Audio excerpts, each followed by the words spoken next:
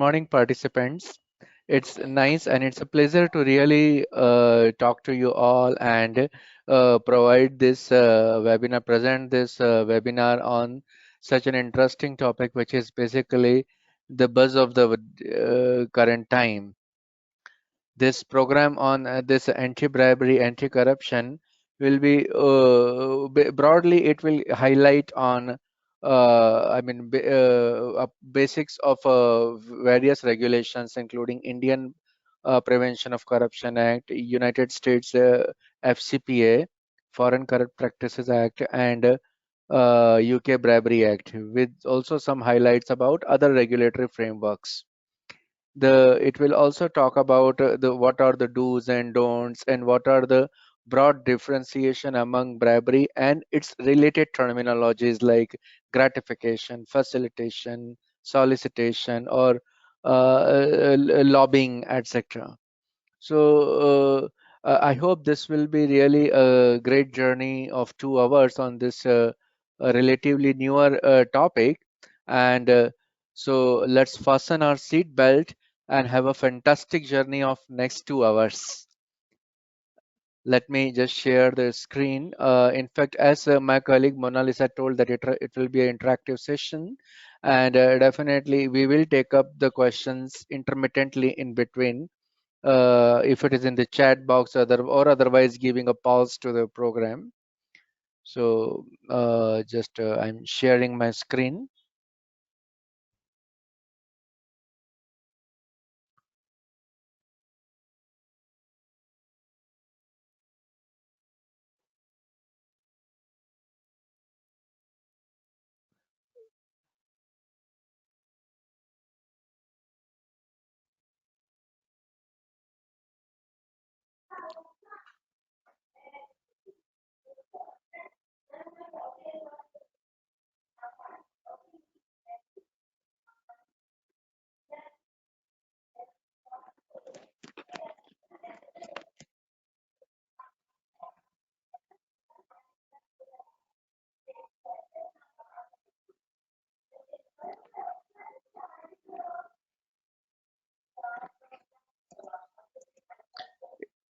Yeah, can you let me know that whether you can see this presentation file open? Yes, sir. Okay, I'm just making it in the full screen. So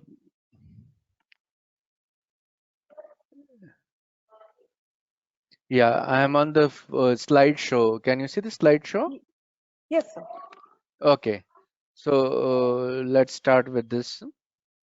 This is my introduction, which my colleague has already briefed about. In fact, in addition to the training on these compliance-related matters, we also provide training on general financial market derivatives, credit and market risk. In fact, yesterday only I had given training to branch managers of a private sector bank on the financial markets and the investment vehicles. So let's, oops, what is this first slide? From where it has come? Hope you all you can see. I mean, is it by mistake I have added this slide, or it's by intention? This slide shows the glimpse of a final match of the last cricket tournament, England versus New Zealand. Why this slide is here? We all know how the World Cup went to England after winning in this final match, and New Zealand lost this match in the last minute. Of course, it was a tie, it was not a loss, but as a tiebreaker, there were certain rules and regulations which we feel is not ethical or not on equitable basis to all the stakeholders. If we have any kind of rules and regulations, may it be cricket, may it be commercial organization, rules and regulations have to be on equitable basis or for the benefit of equal benefit of all the stakeholders, who might be audience, might be media, might be umpire, might be cricket players, or might be the teams. So here we all know the reasons behind why New Zealand lost that match, and that's where to some extent governance issue do come. The governance is something which talks about ethics, a code of ethics, and the systems and the processes, operations through which organization is run for the benefit of all the stakeholders. So this is the typical example where unintentionally also because of the rigidity of certain rules or inequitable treatment of certain rules, governance issues may crop up. Before going into bribery, which is a one segment of misconduct at a larger level, misconduct as per World Bank's integrity compliance program or as per the World Bank definition includes fraud plus corruption plus other misconduct. That is open-ended. If you see the misconduct as per various other definitions, rather than going through these definition, let me catch the keywords.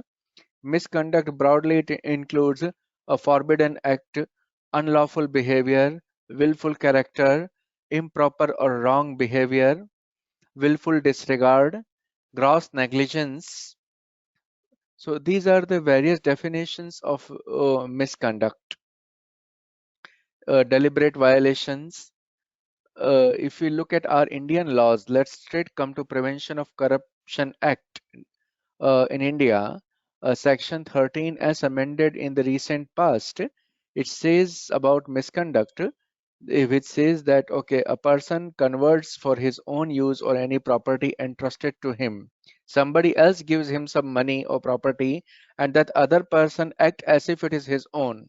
So it's definitely a case of misconduct where you are basically sort of using others' money as if it is your own money, enriching himself as illicitly. Enriching himself as illicitly indirectly also mean that if the person is having properties and assets which is disproportionate to the known sources of income, disproportionate to the reasonable level as far as the sources of income or legal remunerations are concerned, that will show that there is some misconduct. This definition of misconduct is very closely linked with corruption, because corruption also deals with something similar where one person gives money to other person and the other person uses it as if it is his own money and use it to enrich himself. So here, in fact, misconduct leads to corruption. If you see the first liner, misconduct includes corruption. Types of misconduct, corporate misconducts and financial misconduct. Corporate misconduct, basically accounting and disclosure related fraud. We know window dressing, secret reserve, mis-selling and illegal practices to furtherance of the business, eh, and then fraud under Indian Contract Act. All of these are corporate misconduct.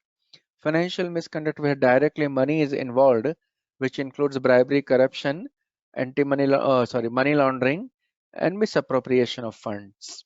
So bribery and corruption falls under financial misconduct.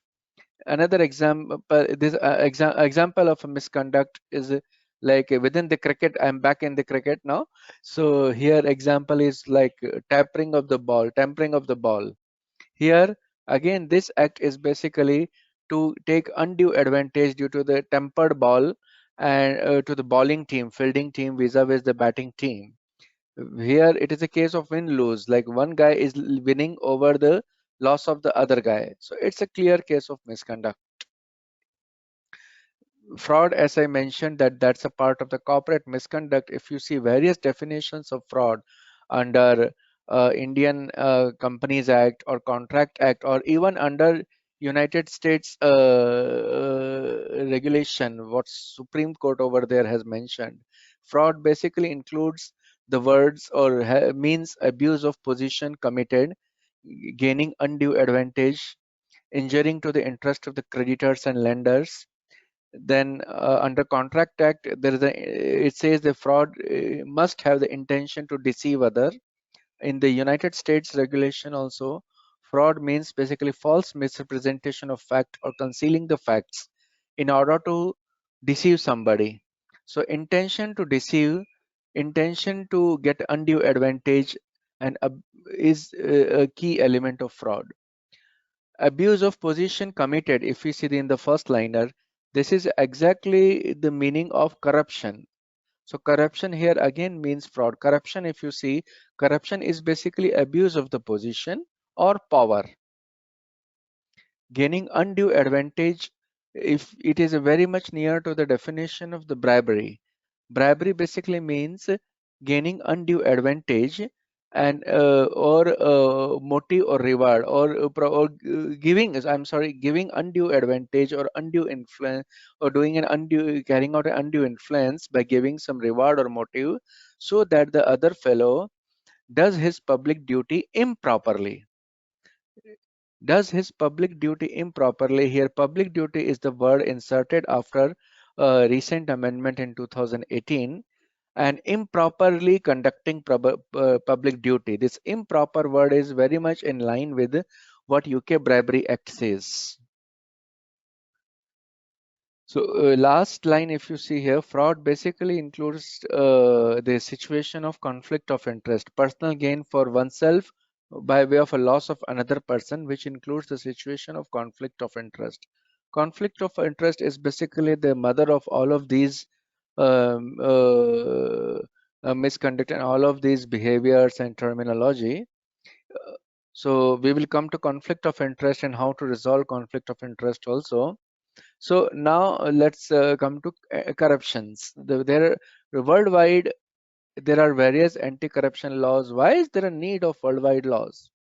Basically, bribery, corruption, getting the things done by giving bribery or doing some sort of illegal payments to further the businesses. All of these are actually inbuilt in the human mind. Human brain is programmed like that, naturally programmed like that. But ultimately, with the civilization, we all realize that this is not good. This is something which is at a win-loss, basically winning one person over the loss of other person, which is against the civilization rules. So there is no ethics involved in that, and that's where the various regulations are formed, because it's throughout the world. The regulations like in USA, Foreign Corrupt Practices Act, you can see, and then there are regulations even in Japan as well, Singapore.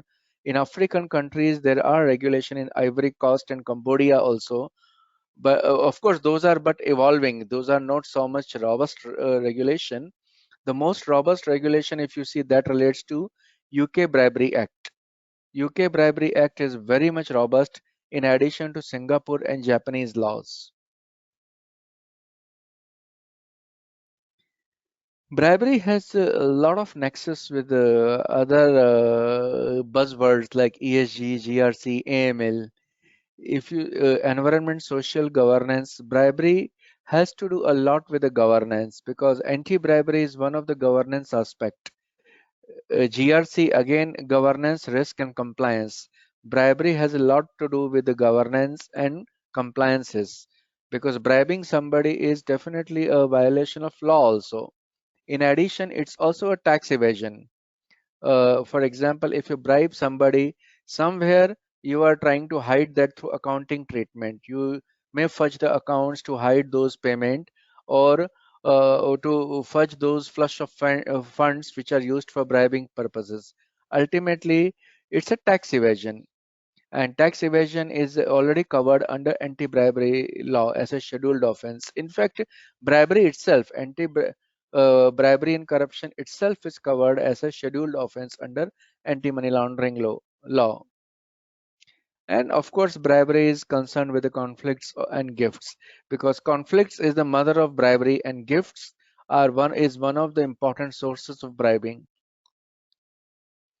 Indian Prevention of Corruption Act came in 1988. This was amended in 2018 very recently. I will take you through those amendments. These amendments broadly, these amendments were talking about were sharpening the teeth of the regulation. It's talking more about like what is the undue influence. Undue influence word is added, then public duty word is added. Similarly, a few further additions are done, like legal remuneration is added, gratification is added. history and background, let's just we will not go one regulation by other third regulation. We will cover up everything together, whatever comes one after the other, wherever key pointers are there. Why FCPA we are talking? FCP, it's not that FCPA is applicable only to United States. FCPA is applicable to all US citizens wherever they are in the world, including if US citizen is in India, it is applicable to that person. Even whoever is in US, even Indians, if they are in United States, FCPA is applicable to them. FCPA is applicable to any other company who works for US company, like subsidiary of a US company. All subsidiaries of a United States company, FCPA will be applicable. Take example of Franklin Templeton. Franklin Templeton is a California-based asset management company.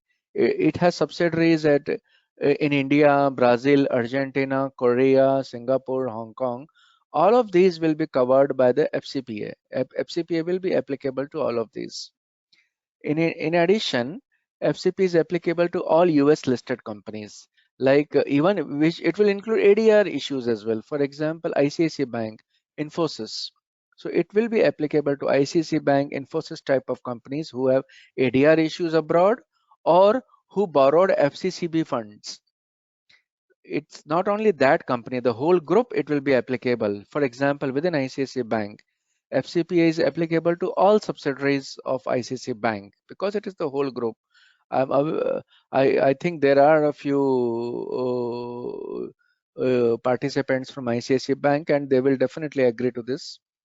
FCPA background and history of FCPA, that way indirectly, definitely it is applicable. If US is growing businesses in India, then whoever is in employment in India will definitely get attracted towards FCPA. Background of FCPA: President Nixon's election campaign in the 1970s around that led to various bribery-related incidents. It was learned that around 400 companies did a bribery to the foreign government officials, foreign to US basically, government officials, politicians, in furtherance of their businesses. This was definitely not considered as positively, and then Congress wanted to halt these practices over there. Hence, the president that time, Jimmy Carter, in 1977, came up with this regulation. This regulation was amended in 1988 to make it more in line with OECD's Convention of Anti-Bribery. With this amendment, major changes were basically in relation to adding certain words, for example, willful blindness, conscious disregard.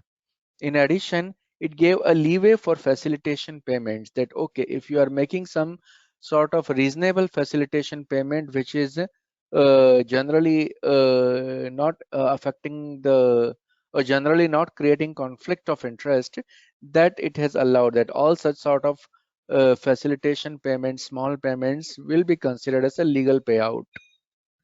In addition, 1988 amendment also gave a leeway to the corporates and individuals as to how they will defend in case of any bribery allegations.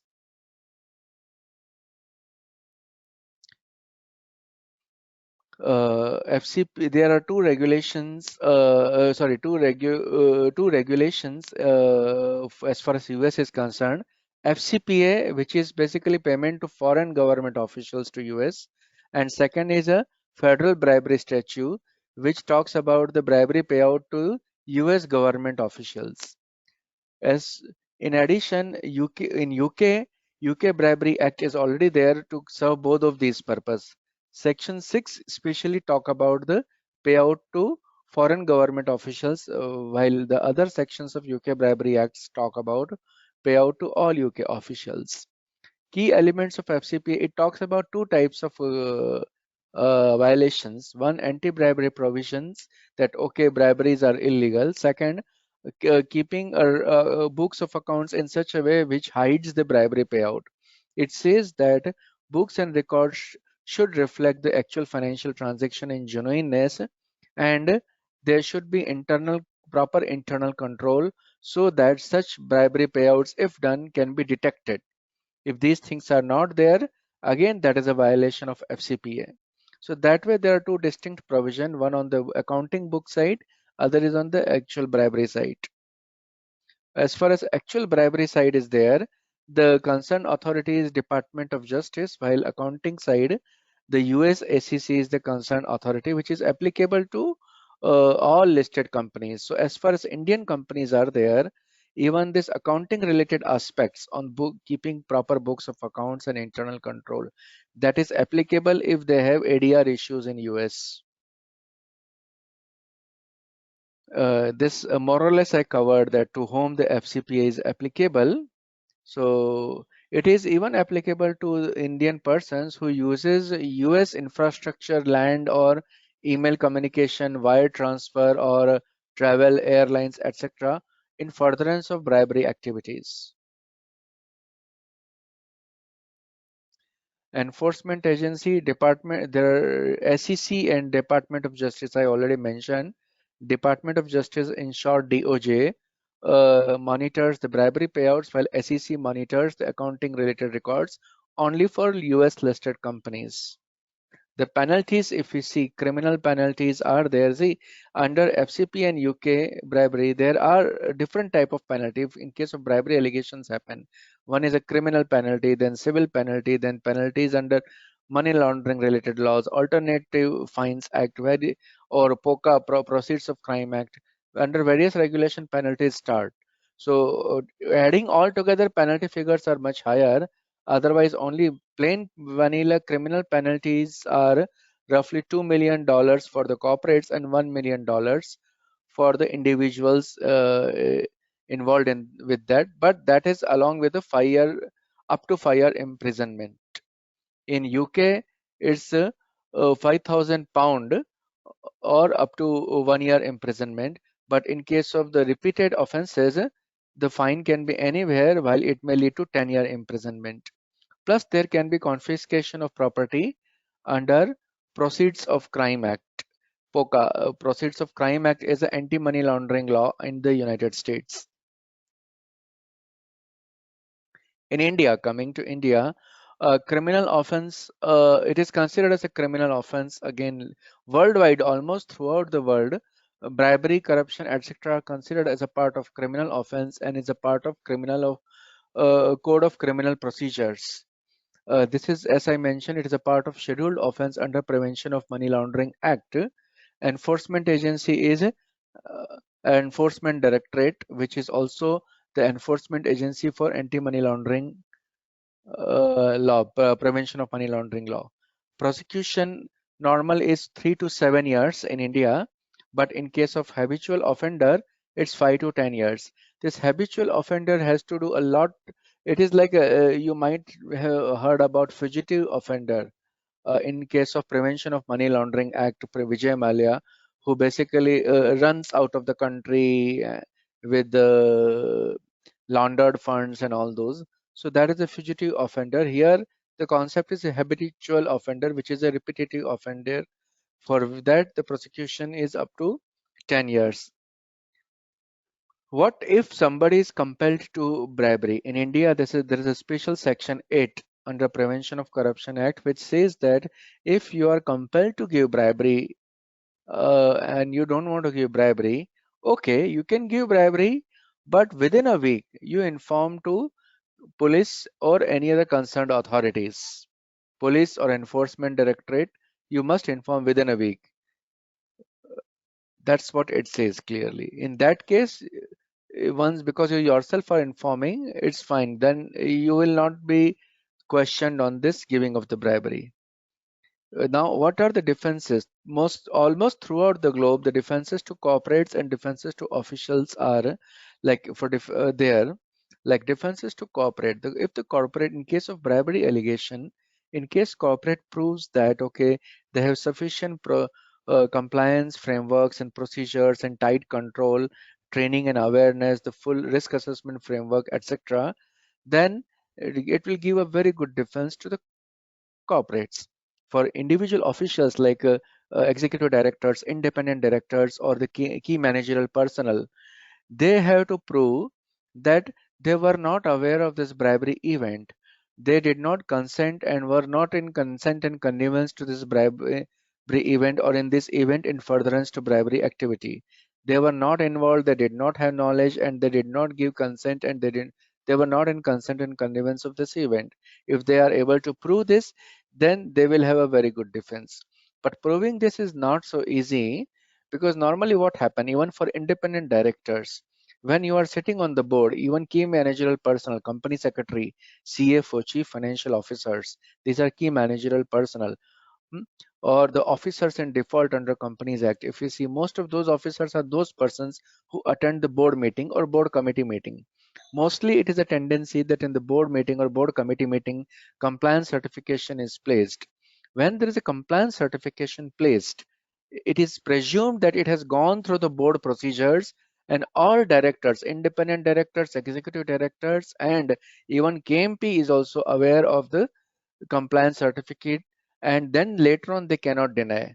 At that point of time, it is necessary that if you want to have a proper defenses, you should keep asking the question.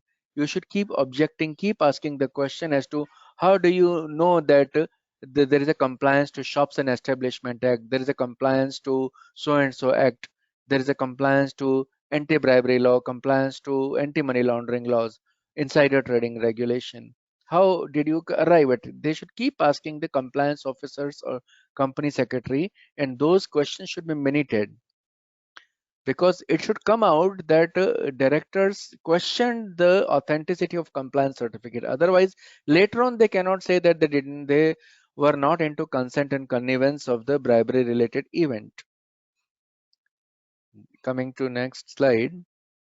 Penalties, actual cases of the penalty. I tried to bring 2-3 cases of the which happened during lockdown year, in the that also in pharmaceutical industry. It is very much important because there has been a sort of race among the pharmaceutical company research and development teams to come up with the vaccines, and going to their regulators to try to get the sanction permissions of the vaccines. And definitely it is a very much important, so I tried to bring some 3 cases itself in 2020. Here, if you look at Alexion case, second one, there the company itself tried to bribe Russian authorities who will give approvals of various regulatory approvals.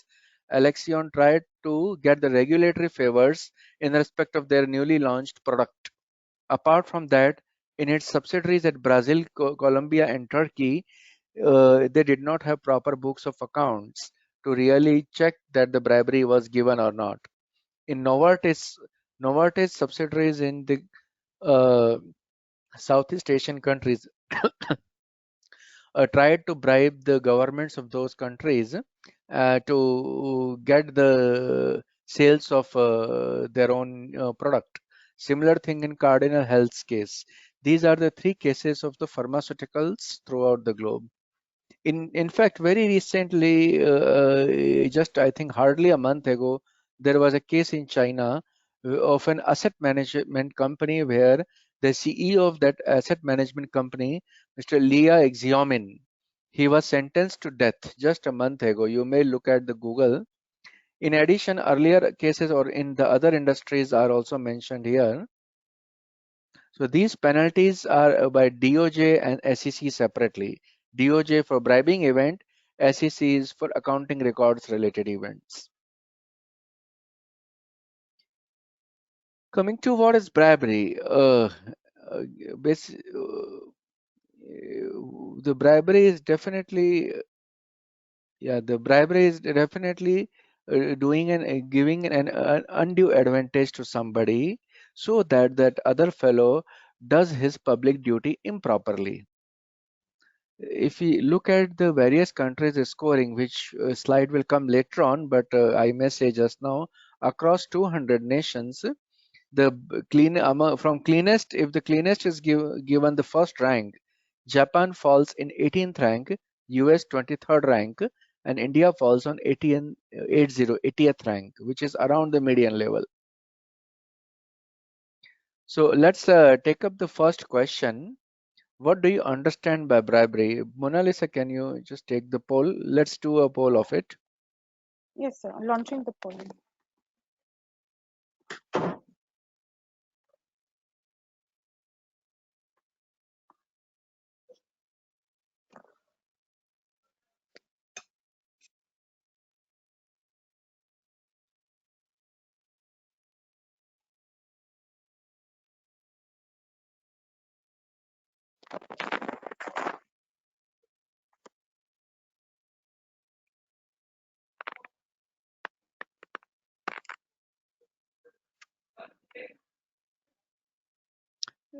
I will close the poll now. Yeah. Yes, sir. So the results are not coming. Yes, sir. The results are there. 95% have Yeah, answered says about yeah. offering. The third, yeah, option C is correct. In fact, I think slides were swapped, and that's why I could answer first. Anyway, so the 3% answered one and first and second option. Bribery is first option, that is wrong. First and second options are wrong. Why? In the first option, it says last clause says not for dishonest purpose. It means gifting for honest purpose, then it is not a bribery. There should be dishonest person so that the other officer is influenced to improperly do his duty. Improperly doing basically either skipping some procedure or doing some extra work to favor the giver. The B is incorrect because it is a offering of discount refund to all the purchasers. So it is not a bribing, it is more of a commercial decision. So should we go ahead, Mona Lisa? Should I go ahead? Yes, sir. I've closed the poll. Okay, okay. So bribery, as I mentioned just now, I think I have covered almost everything, only last sentence here. Bribery can take form of money, gift, loan, fees, reward, or other advantage, including gratification. Here, gratification is a part of bribery. Gratification is considered as a bribery. What is gratification? We will come later. Before that, let's look at corruption. What is corruption? Can you all just make a choice? Mona Lisa? Yes, sir. I've started the poll.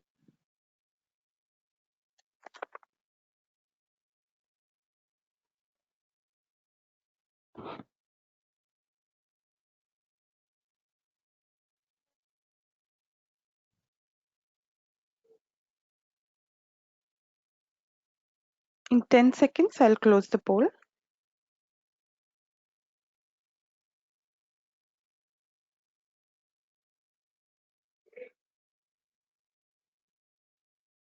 Yeah, the rewards we got is 68% says option A, which is correct. However, I am let me first explain the wrong options. Option C, 20% of the participants says grease payment for speeding up the routine task. This is actually not corruption. Basically, when your purpose is to just get your files moved and get the government procedures done, clearances done fast, that is called a grease payment, facilitation payouts. Those are not corruption. Corruption is basically misuse of power and position. I will show you a few examples later on, but some small token payments which do not affect the decision-making process of government authority, but moves the file ahead. Those are called grease payments, facilitation payments. As I mentioned, under US laws, 1988 amendments FCPA says that the small grease payment can be considered as legal so long as it does not does not create conflict. Last option D is opted by 10% of participants. D is bribery. Corruption is not bribery. The anti-bribery and anti-corruption webinar. It means these two are different. Corruption is different from bribery. Bribery is giving undue advantage to somebody else for doing public duty. Corruption is basically use of our own power and position to get the things done. It may not involve the payment. Corruption may not involve the payment, but because the other juniors or other society persons or the public guys are worried due to the position of that leader or position of that senior person, then definitely that is a case of corruption. Take any example, one of the political leader who might be at the ministries or at the top or joint secretary level, he may ask his juniors to do something to the favor of his family or his cousins or relatives. So that is corruption.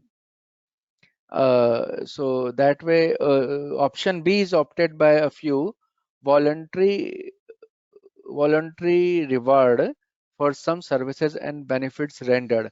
Here, the reward is post facto. First of all, reward involve payout, some payout, while corruption may not have payout. Secondly, this B option B says that the reward is after the benefits or services rendered. Actually, this is a situation similar, somehow similar to gratification. So option B is something similar to gratification, C is similar to facilitation, and D is bribery. So option A is correct here. So let's look at the next slide. As I mentioned, it's a misuse of power and position. It is a criminal misconduct. When I was taking you through misconduct definition, section 13 of Prevention of Corruption Act, that has a point that you are using others' money, resources, properties as if it's your own. So that's also corruption and definitely uh, is a part of the criminal misconduct. This is the index of where each country falls, where I had already given some highlight. US falls at the 23rd number currently from the best, while India falls at 80th number, 80th number. This is a score out of 100. US score is 69, India's score is 41. So that's where we are. If you see the map overall with the different colors, here we see the most of the more corrupt countries are into emerging market segment, and cleaner companies are in the developed market segment. That's how we can broadly see. Even as I mentioned, the Ivory Coast, Nigeria, and Cambodia, Zambia, they also have the regulations, but they have to yet to evolve. Japan, I mentioned on the 18th rank.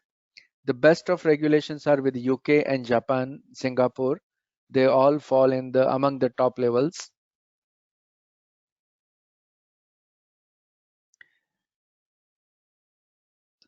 Come to the facilitation. Participants just choose one of the options. Started the poll.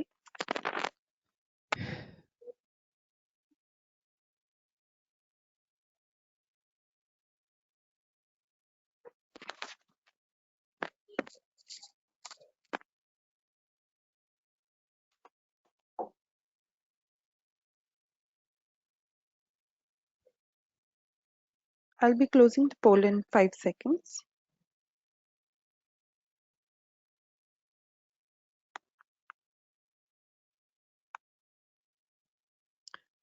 Yeah, 75% opted correctly. Option A is a grease payment. 11% said gratification. Gratification is not facilitation. Gratification is something different, which is basically giving benefit to other person on a voluntary basis to keep the relationship going on so that it may benefit in future. So those benefits might have been requested or might not have been requested. It is like that.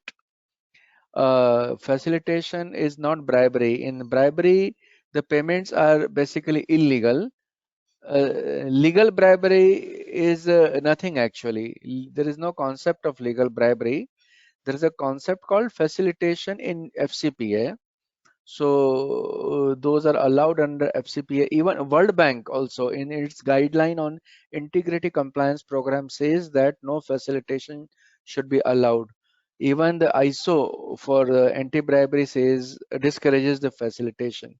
So practically there is no concept of legal bribery. We can say reasonable legal payout to speed up the clearance process. That's how we can say.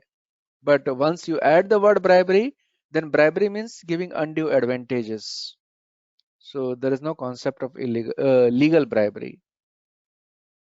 So let's look at the next slide. Uh, so the facilitation, as I mentioned, it is a grease payment or a speed payment. Basically, it's like a greasing on the system, greasing on the bureaucratic system so that the files move faster. It's like that. What is gratification? Even though I hinted a little bit, now I'm sure 80-90% of you will opt correctly.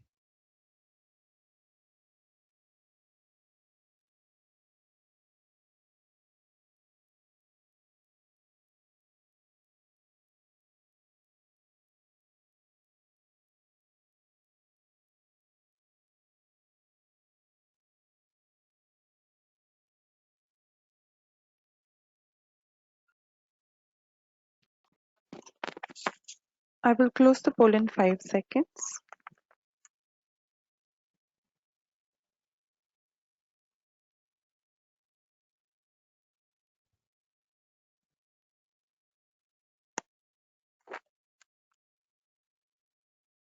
Yeah, Sir, I've shared the uh, poll. yeah, 76% opted correctly option A. 13% says gratification equal to facilitation. That is not the case. Gratification, let me tell you one example. For example, you are doing a favor to one of the public official by providing the employment to his son, or providing employment or giving some benefits to him. Or if you are a banker, you are a lender, you are a branch manager, or you are waiving the delayed payment charges for a public official, for a income tax officer, or you are waiving certain installment payouts.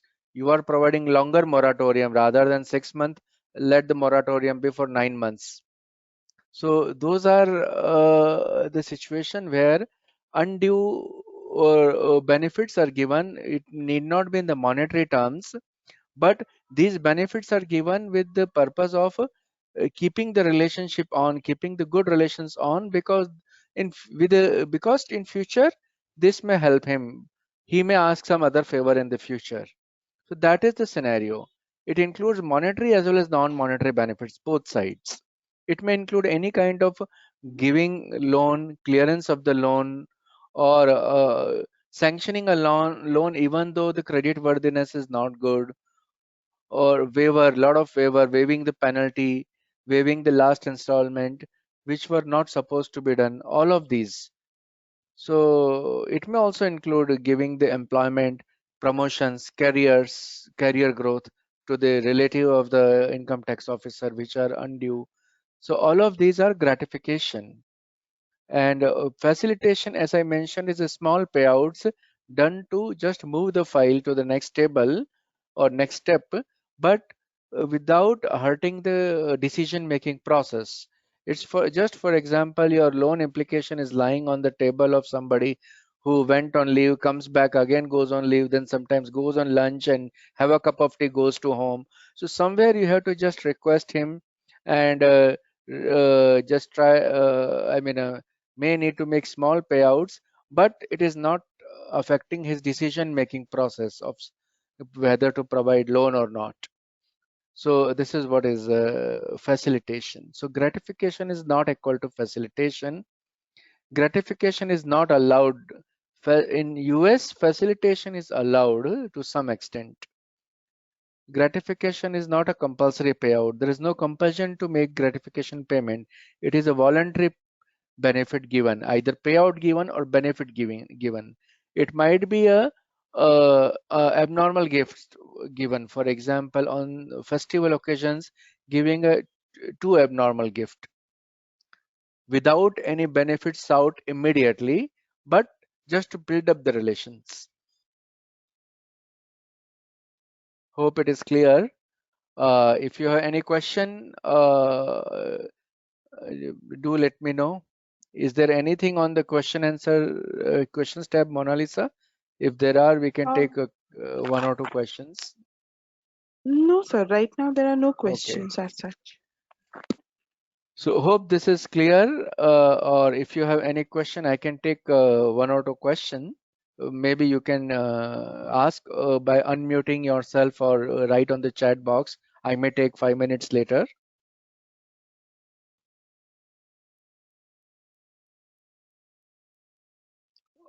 Okay, so let me go to the next page. Uh, so there is Yeah, one question. yeah. It's from user contractor. Is gratification allowed in India? Gratification is not allowed in India. Gratification is considered as a part of bribery. If you see the definition of bribery, bribery includes giving undue advantage. Undue advantage means undue advantage itself plus giving gratification which is generally not expected and in excess of the legal remuneration. So gratification is a part of undue advantage. Undue advantage is a part of bribery.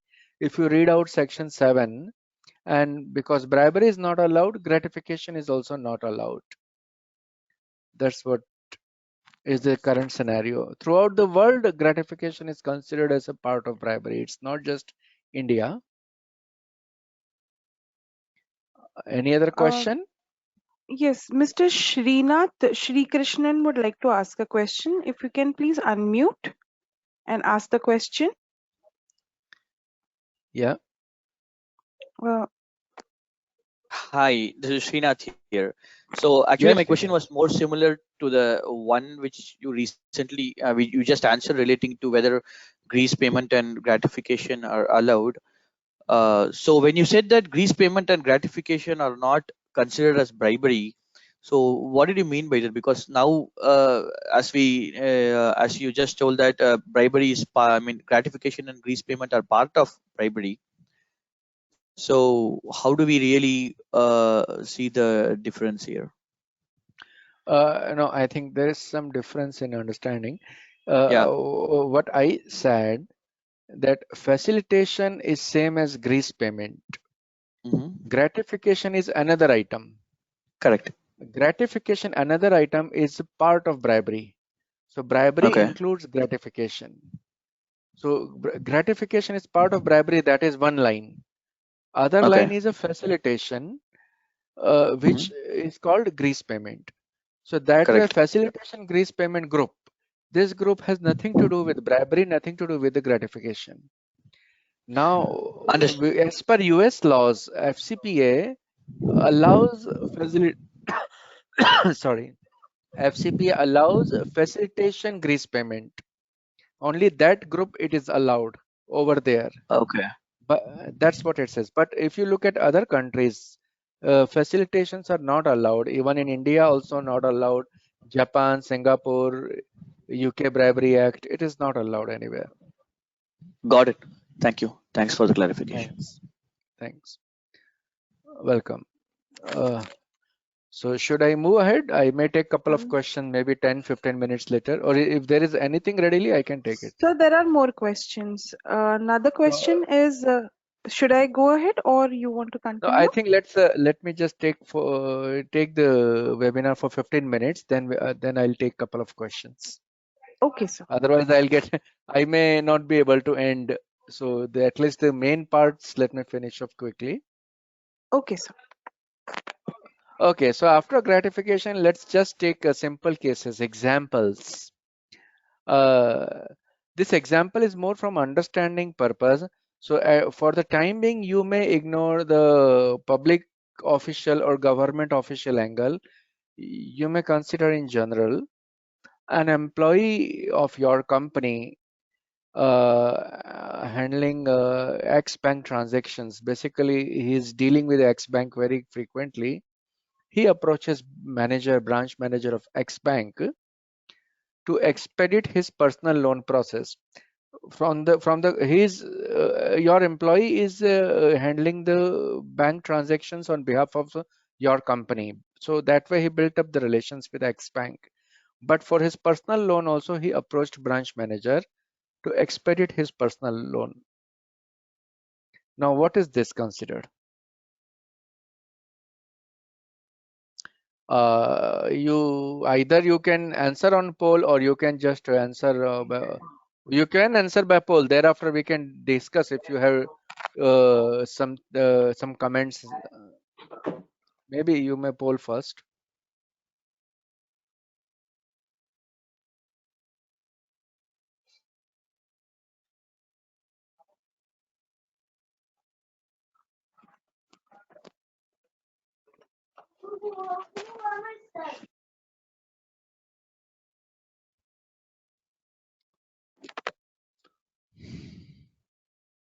I will be closing the poll now.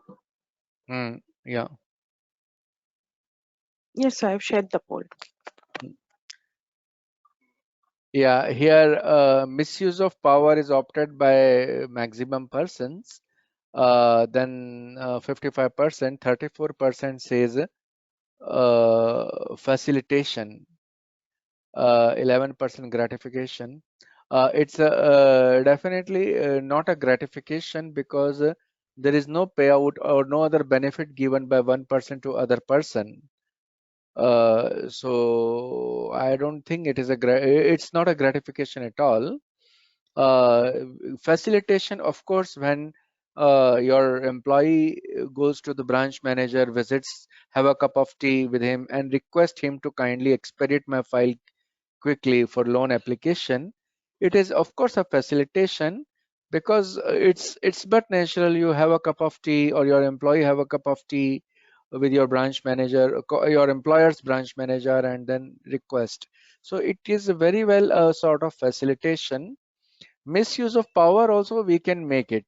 If it is a case of let's a senior employee, maybe chief financial officer, or maybe executive director of your company, and talks to the branch manager to get these things done, then definitely there is a misuse of power. But if it's a junior employee, like let's say AM, DM type, or a trainee type, then it is not a misuse of power.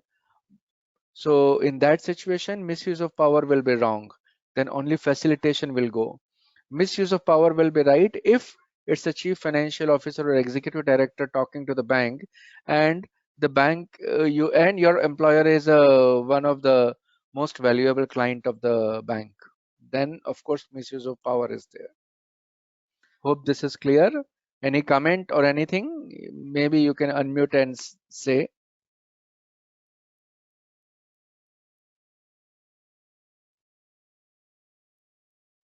Mr. Ritesh Bhatt, if you would like to ask the question.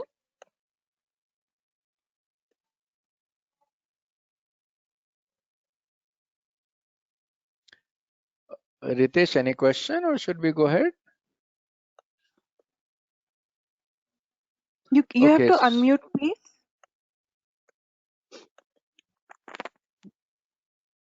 No, he has not Okay. unmuted, sir. Then probably he may not have a question. Okay, so let me just go ahead with the next page. What about this situation? A passport agent moves the passport queue of passport office queue quickly through passport application process by charging extra rupees 500.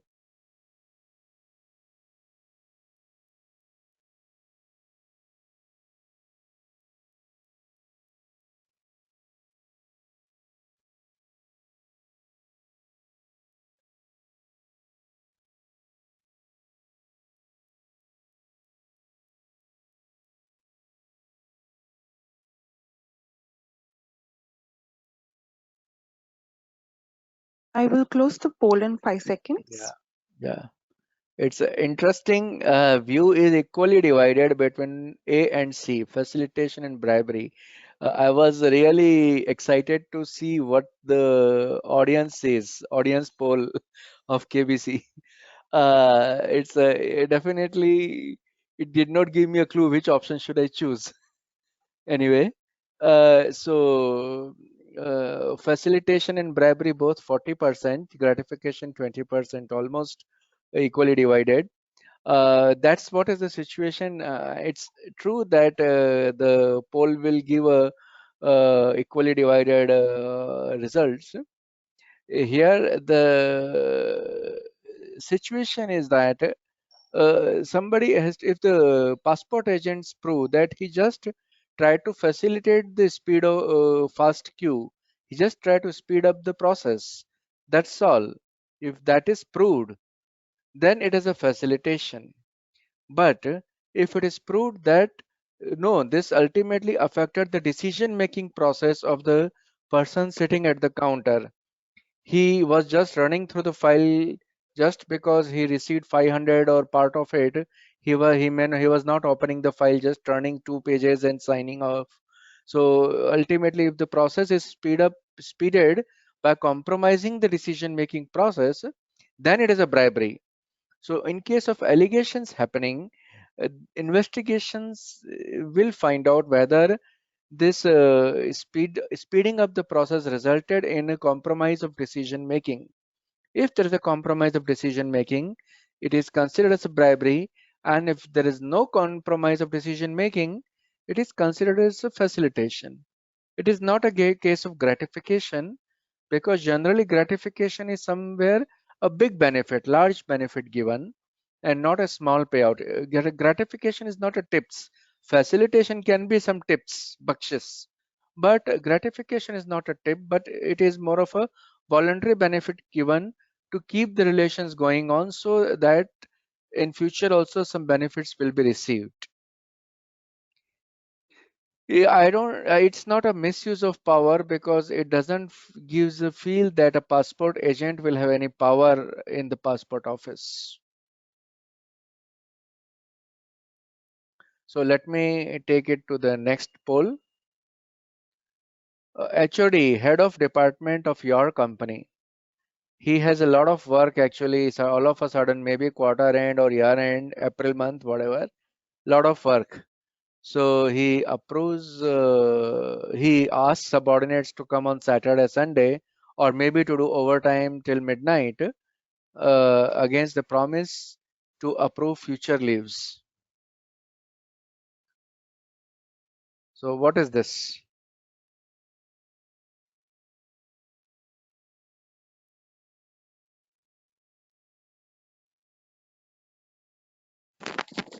I will be closing the poll in 5 seconds.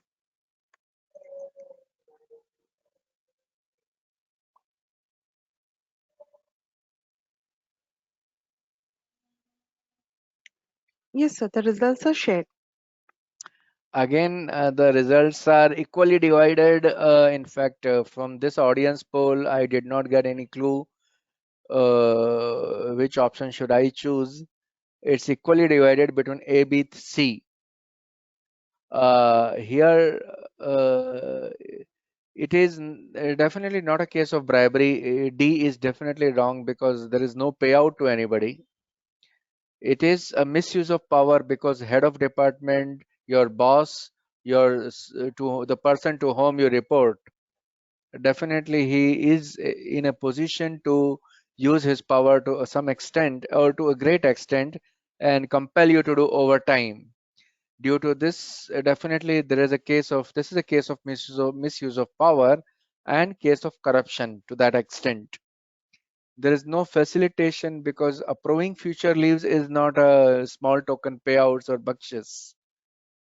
Gratification is also not there. It is not a gratification, because there is no benefit given. As of today, there is no benefit given to anybody. So it is not a gratification. The correct option is C, misuse of power. Now here you will feel, because it is a case which all of us may happen. All of us have time deadlines. keep working. There is a firefighting, April month, quarter end, year end, half year end, regulatory reporting. All of us are running in all these situations, and certain days or certain months are so difficult that even we all spend 10 hours, up to 10 p.m. every day, and wants our juniors to also spend. So how will you tackle with this situation?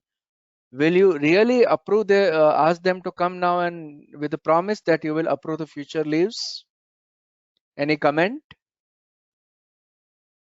If you do this, it is corruption. If you don't do this, your work is compromised. How will you resolve it?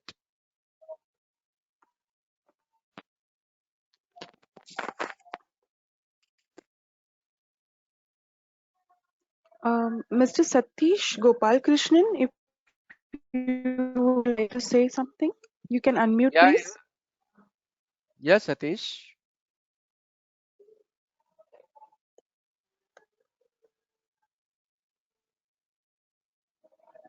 Yes, Satish. Any comment? How will you resolve this? Uh, Because many a times all of us has to work in a firefighting way. Mr. Satish, you have muted yourself.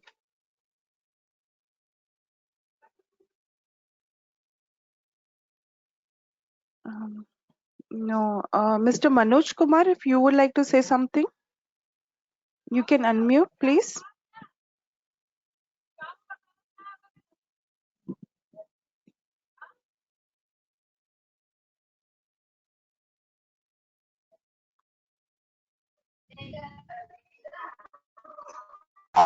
Good morning, sir. So I just want Yes, to go know ahead. this case, particular case, like you said that the he is actually promising because he has to get the. So it can it be a facilitation because he's telling that tomorrow I will get you, so that the work is happening. So can it be facilitation? Misuse of power is definitely there, as you said, but can it not be a facilitation because he is going to get the work done today? So as a boss, you want to get your work done, so you are asking your employee to take the you can take the leave tomorrow. So it is like a facilitation of work, right? This is my question. I hope you understand this. No, actually, it is not a facilitation because Hmm, first of all, it is out of the authority of superior. Taking leave hmm, or giving leave, all of these are HR things. He can rightly hmm, apply leave and use his leave from his casual leave or whatever leaves he has. Even many organization has a overtime work policies hmm, hmm, or Saturday, Sunday hmm, compensatory off policies. He can rightly use those hmm. compensatory offs, and Okay. those are possible. Even if the organization do not have compensatory off, his Hmm, overtime work and extra effort might be considered during his annual appraisals, and hmm. that time may be rewarded by way of a pay hike or Okay. bonuses. So those are definitely more formal or more superior channels rather than directly approving the leaves, Hmm, because there should not be a direct nexus that if you work today, hmm, hmm. tomorrow I will give you leave. That direct nexus Okay. should Okay. not be established. If Should there is not a be there. direct nexus, Clear, sir. if there is a direct nexus, then there is an issue. Thank you so much, sir. It's very Thanks. clear. So, but what Uh, if the employees, yeah, Sir, on the okay, same point, Akshar yeah. Biyani has just written in the chat box. I strongly feel it should be facilitation or motivation to work OT. It can't be misuse of Hmm. power. Superior has to be asked about leave who approves leave. It's use of power and not misuse. Uh, no, here actually, if you see the facilitation is a small token payout, bakshis given to speed up the process, speed up the file. Wherever the processes are stuck at a level, then it is a facilitation. So that way it is not a facilitation. Then among rest of the options, then only misuse of power is the most nearest situation.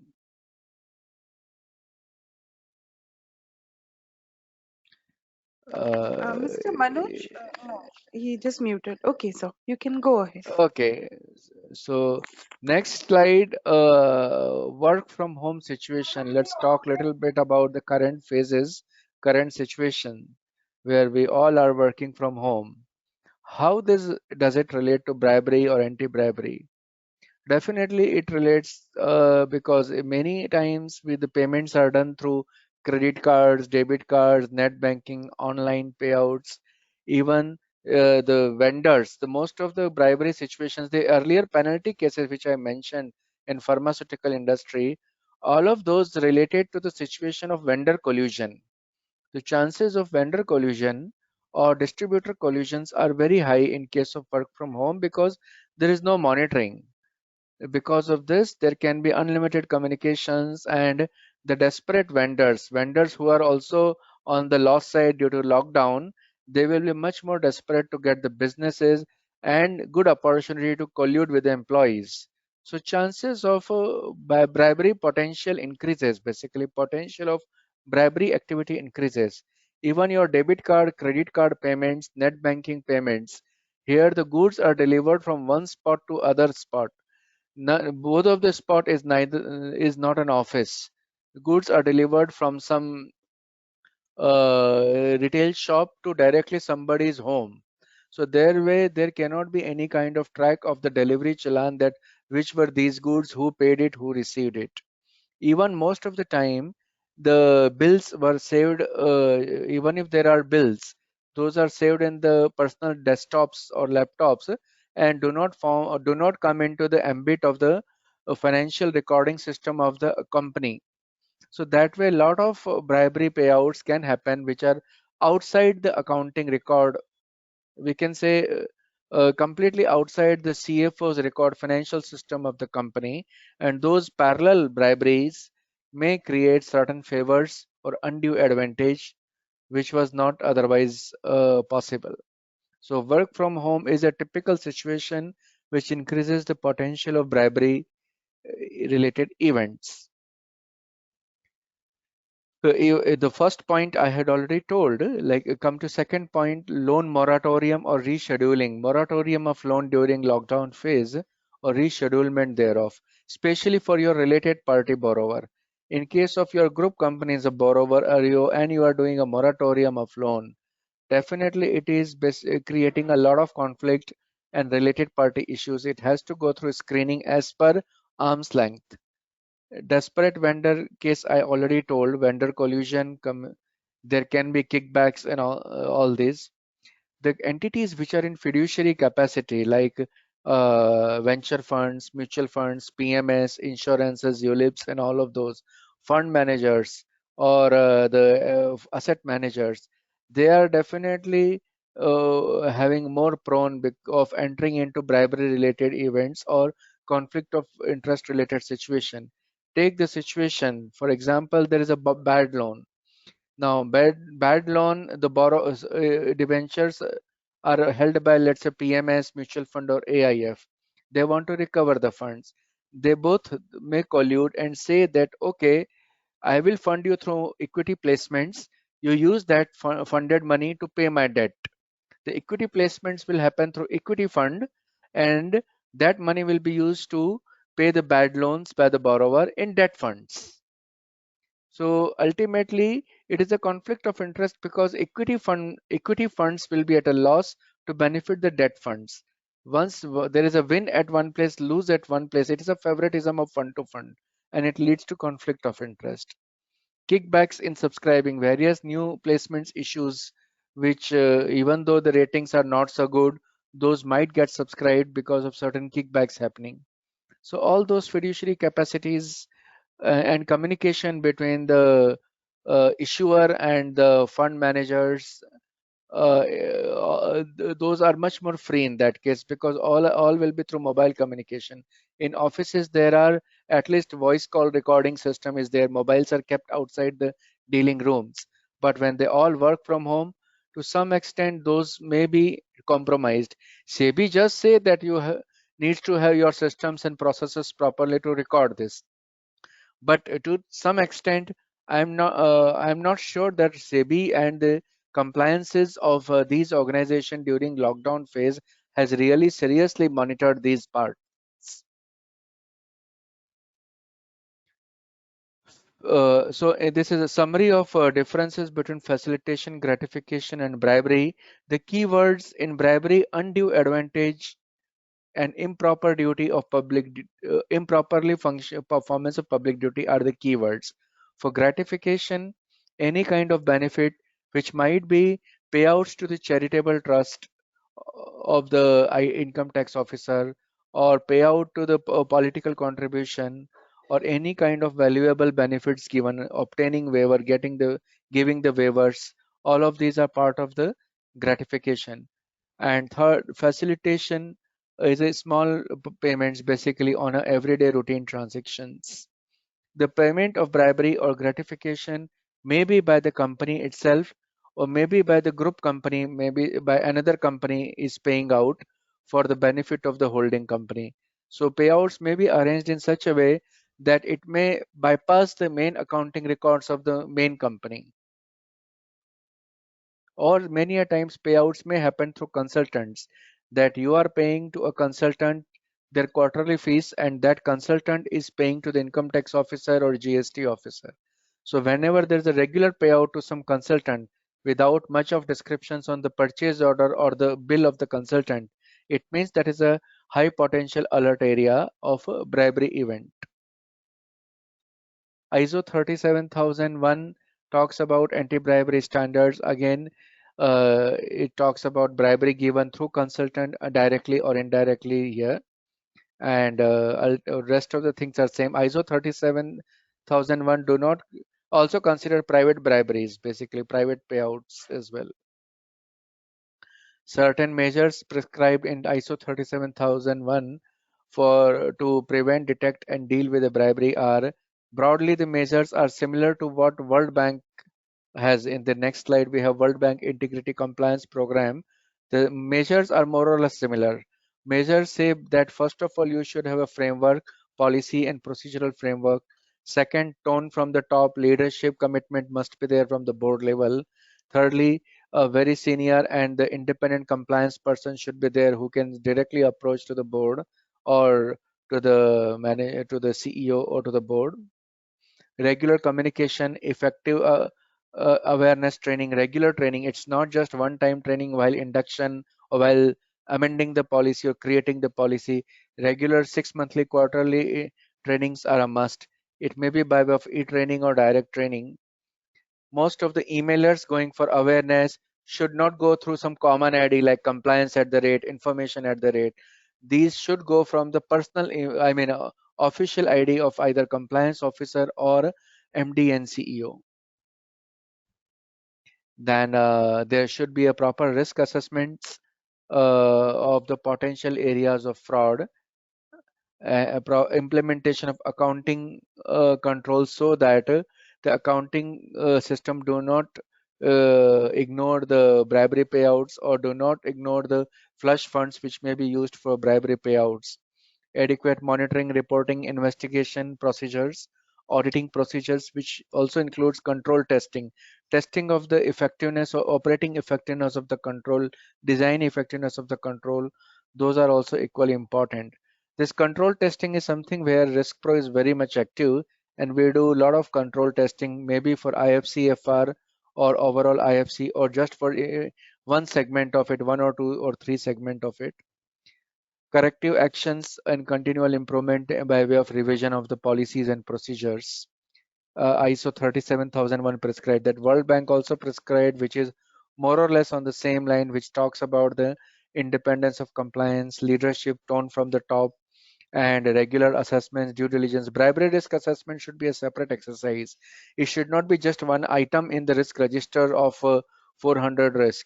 Bribery should have a separate risk page which may have another 10 to 20 or 30, 40 items where the risks arises and how the controls are existing. It's, for example, take simple treasury room. Voice recording system is there, but how many of us check whether the recording is happening or not? Check whether they are able to retrieve 10 months old recording. Those checks should also be done to prove that yes, there is an operating effectiveness of the voice recording. World Bank also talks about the spatial due diligence at the vendor level, distributor level, and business partners level. Check and control on conflicting situation. There should be mechanism in the company to resolve the conflict of interest. Conflicts may arise because sometimes, many a times, company may have to favor one investor vis-a-vis other, or one fund vis-a-vis other, or at the personal levels also conflict may arise.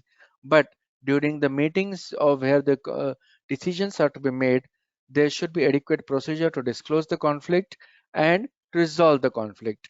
The most standardized resolution is that, okay, if you are introducing your relative as one of the vendor, you introduce, thereafter you don't come in the picture for this decision, don't attend any meeting, don't be part of any email loops. That is the way conflict can be resolved. There can be appropriate technical and financial feasibility excluding that employee whose relative is that vendor. Then it also talks about, second last point, World Bank Integrity Compliance Program talks about the contact points of public authorities. The company should make a proper checks where are the control points vis-a-vis government authorities, and there should be adequate policies and procedure as to who will contact with the public authority at what level. Policy framework specially focusing on gift expenses, travel, entertainment, political contribution, charitable donations. It also talks about whistleblowing and control testing mechanism. On the vendor side, of course, we all know vendor risk is there, potential of huge bribery. It's not in the vendor onboarding process. It also includes at the vendor monitoring process. After termination of vendor, the same vendor may again come back 3 years later, 4 years later. But by that time, you may forget that, okay, this is the vendor with whom we had already terminated, or it is already offboarded. So vendor selection process is the first step, of course, where the potential bribery events may happen, and that's what we can avoid by proper policy and procedural framework. Vendor risk assessment, definitely listing the vendors and identifying the high risk vendors. I don't say high value vendors, but it's more of high risk vendors. High risk vendors are those vendors upon whom dependencies are very high, who are who may create a problem of data privacy or data stealing. So those are very much important, and there should be more rigorous review of those vendors. Red flags are also provided by Department of Justice of United States while doing vendor due diligence or while onboarding the vendors, which may also include starting from the basics, background verification. DOJ also expanded the list, which very recently, which says that, okay, the vendor due diligence should start, vendor selection process should start from the basics like background verification. Of course, background verification processes these days are many times challenged because of the stringent data privacy laws across the world. And then it should go into regular monitoring, doing risk assessment, identifying whether those are PEP related vendors, name screening as we do in anti-money laundering, and enhanced due diligences. All of those procedures are prescribed. As a part of monitoring, regular alerts and news should be tracked about that vendor, about the industry in which vendor is there, or about the location in which vendor is there. These may be through publicly available news, internet available news, or through social media. Other red flag on the accounting record side, see, it may happen that many a times purchase order is received without proper description on purchase order, consultants bill, as I mentioned, without proper description, but the same line are appearing every quarterly bill. There may be concealment of the true facts in the billing process in the journal entries as well. There may be over invoicing or false invoicing situation. Accounting entries may be passed under miscellaneous expenses, under legal expenses, under consulting expenses, travel expenses, entertainment expenses, promotion, sales and promotion expenses. All of these needs to be tracked. Many a times accounting entries may go through subsidiary, or payouts may go through subsidiaries. Many a times you may find lot of debtors I'm sorry, a lot of creditors appearing on the balance sheet unnecessarily. Those may be fictitious creditors. On the debtor side also, many debtors might be appearing. Many debtors might be appearing on the debtor side, which may be a fictitious debtor. Those may be bribery payouts, and debtors are standing without any recovery from them. So payouts are made, but there is no goods received, and debtors continue to be there. So age-wise analysis of the debtor and trend in the debtors figure, loans and advances figures, those all needs to be done regularly as a part of the red flag, and to identify the potential risk factors in that. Third-party payments, and then the travel and expense form or expense reimbursement forms are improperly filled up many a times just by signature, pay to this party is 25,000 rupee without proper description of the expenses on what it is incurred. In fact, I had seen the situations during when I was with a few companies.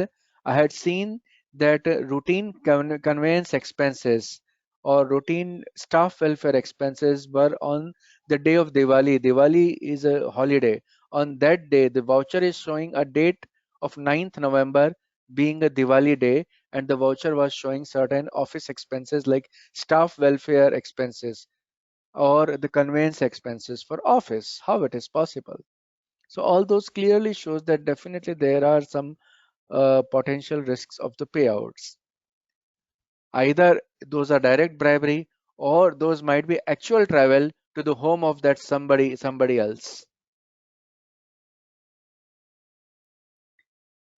Prevention of Corruption Act 1988. The actual act was 1988. 2018 amendment, as I mentioned, 2018 amendment, the most important. It says that internal rules and regulations, guidelines of the organization, those are also equally valid as and as good as law.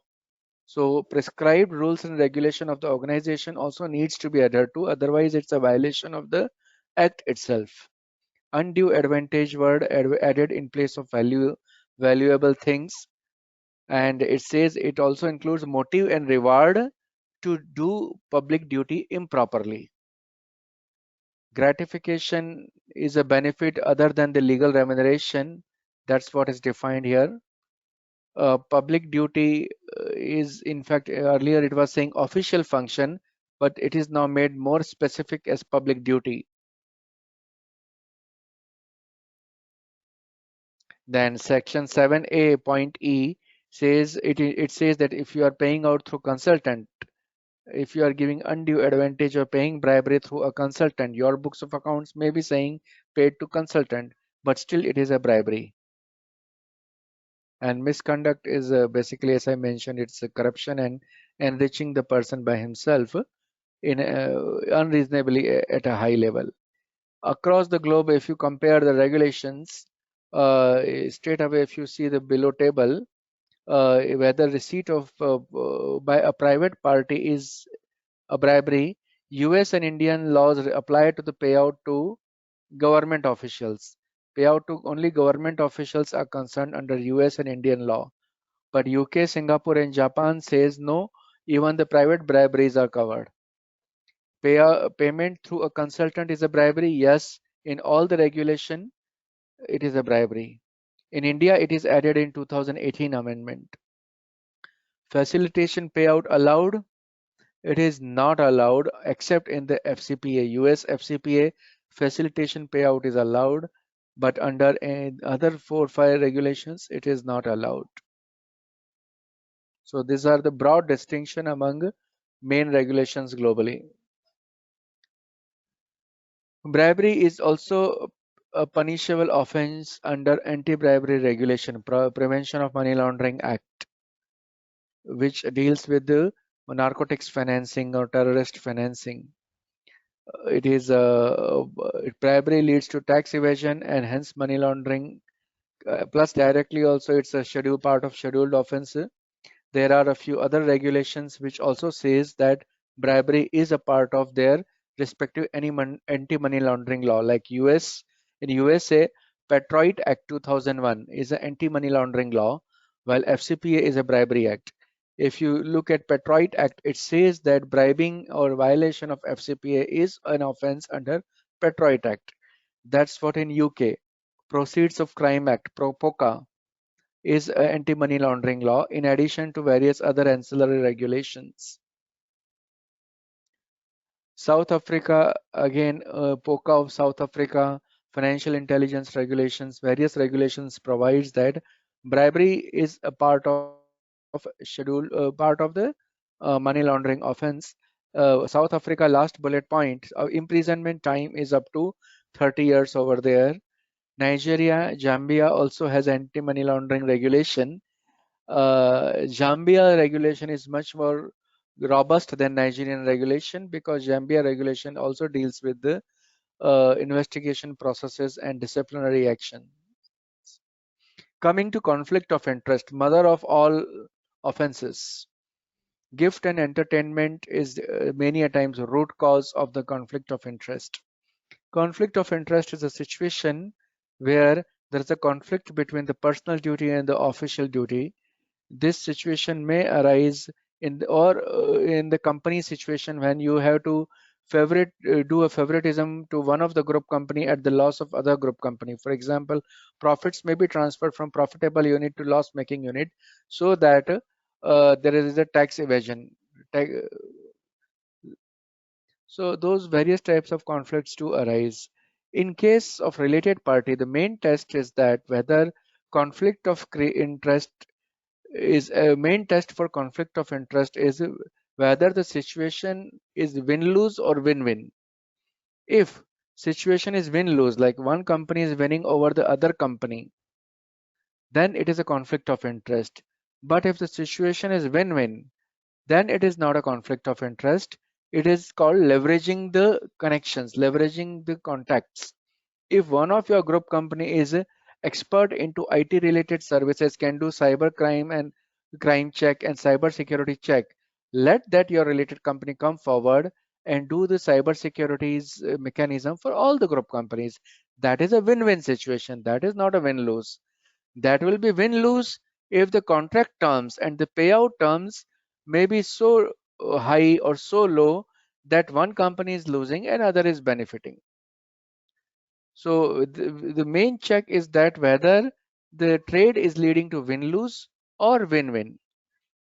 Gifts and entertainment, main thing companies should decide in their policy how much should be allowed, how much should be considered as token gift. Token gift and festivities gifts, festival gifts are allowed even in India, which is just to keep the relationship going on. In US, for example, your US holding company says that token gift up to US dollar 200 is allowed or 2000 is allowed. In India, should we do a copy paste of it? In India, if you say that US dollar 2000 to US dollar 200 is a token gift, but it is 70,000 rupee. It's sorry, 1,40,000 rupee. No, I'm 200 into 70. It is 14,000 rupee. So we can't copy paste our holding company's policy. If holding company says US dollar 200 token gift in the United States, you can't say at subsidiary in India that our token gift is also US dollar 200. You have to go as per your own standards. There should be conflict resolution mechanism to avoid even if you are doing some gifting and it may leads to conflict, definitely either don't gift, don't accept the gift, resolve the conflict. Let me tell you one simple example. On Diwali, like if one of my colleague in one of the organization received a gift pack, dry fruit packs, he would take it to home, opened the pack. In the pack, he took out the packets. He found one gold coin at the bottom of it. So that is definitely something affecting the decision making and creating a conflict of interest. That's he reported ultimately next day to the HR and compliances, but those situations should not arise. The policy procedure should be so strong that such type of gifts are reported. IPL match coupon match tickets, gifting of the tickets to each other, the cabin tickets, etc. Those all may lead to conflict of interest, and hence during any kind of festivals or IPL matches like that, you should have general awareness mailers like this. do's and don'ts relating to anti-bribery, anti-corruption. Definitely, you should have tone from the top and basic policy framework like anti-bribery, conflict of interest management, gifts, and entertainment policies, and maybe ethics related policies. Whistleblowing is the most important policy aspect. Then centralized payout system. If the payout system is more centralized, chances of conflicts are less because it ultimately goes through the central level monitoring of the special accounts, as I mentioned, like miscellaneous expense, legal expense, consultants expenses, travel expenses, or the balance sheet item, loans and advances, debtors, age-wise analysis of the debtors. And then other aspect, due diligence by outside independent expert, like your own anti-bribery processes or a mechanism should go through due diligence at least once in a year by outside independent authority, because an independent outside expert will look at it from a different perspective which you may not think of. He may raise, all of a sudden he may raise certain question which definitely you may not have thought of. So those outside expert due diligence is highly desirable. And then training, awareness, help desk, reporting mechanism should be there. Help desk in the sense it's not like call center type of help desk. However, the compliance team should act like a help desk, because it's just issuing policy procedures or one time or twice e-training is also may not be sufficient. It's throughout everyday help desk that if any of you have any question on procedures, on so and so clause of procedure, or even if you don't have time to read out procedures, you are on traveling somewhere, then you may call the compliance officer and ask that what should I do in so and so situation. That's what is a help desk approach. It's not actually sitting like a call center. Plus investigation and disciplinary action mechanism must be there. Other do's and don'ts, zero tolerance policy is a must. Many a times zero tolerance policy ignores small bribes given for administrative purposes. For example, license of gas cylinder in your pantry, or various clearances under shops and establishments, having a fountain within the compound of your office, getting clearance of the fountain. So a lot of admin processes may come up in between where your own internal zero tolerance procedures may be questioned. Even many a times you may occupy a building, your office may occupy a building which do not have proper OC. So many a times the authorities come to your office and you may have to bribe them. So what are the internal policies to that? How will you deal with that? So you need to have more properly designed solution for the same. It should cover anti-bribery policies, should cover even the temporary employees, employees on probation, management trainees, fixed contractual employees, outsiders contractual employees.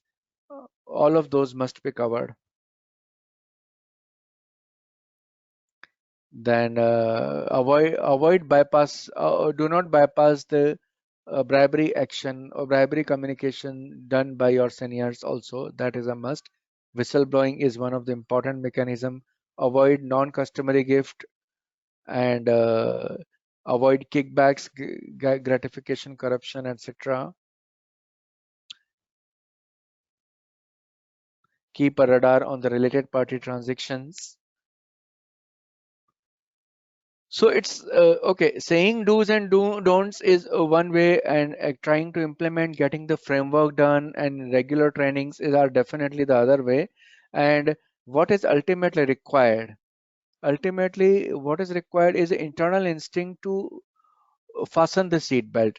You are not fastening your seat belt to just pay to avoid challan from the traffic police officer. You are fastening seat belt to avoid injuries also, to avoid accidents also. That's what should be the approach. If all employees have that approach, that let us fasten seat belt to even avoid the accidents, then definitely it will lead to a proactive compliances. And whether fastening of seat belt is enough, please answer whether fastening of seat belt is also enough. Yes.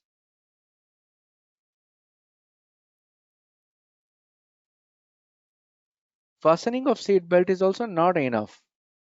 It is what is required is you follow the traffic rules also, you follow the signal rules also. So it's that's where is the proactive compliances do come in, even in the corporate culture. Coming to whistleblowing, definitely, which is one of the most important area. Whistleblowing, strong whistleblowing reduces the fraud losses by 1/3 because daily recurring frauds will get captured and it will stop.